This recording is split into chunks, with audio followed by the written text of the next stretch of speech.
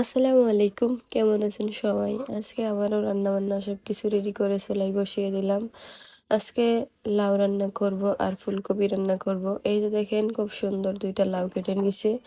এদিকে টমেটো, তারপর কাঁচামরিচ, ধনিয়ার পাতা, পেঁয়াজ, রসুন সবকিছু কেটে কুটে সবকিছু রেডি করে নিয়ে আসছি চুলার পার। এই যে দেখেন এই সুন্দর সুন্দর ফুলকপি আমাদের জমি থেকে নিয়ে আসছি।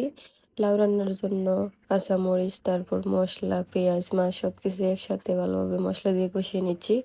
তারপরে এখানে লাউগুলো দিয়ে দিলাম, উপরে কয়েক পিস টমেটো দিয়ে দিলাম। আসলে এখন লাউয়ের সাথে টমেটো দিলে খুবই ভালো হয় তরকারি।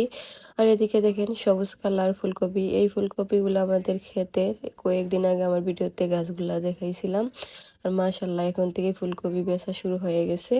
যাই হোক, এখন ফার্স্ট টাইম আমরা আমাদের জমি থেকে নিয়ে আসছি ফুলকপিগুলো রান্না করতেছি। এখানে দেখেন মাছ ভালোভাবে ভেজে তারপর ফুলকপি রান্না করতেছি।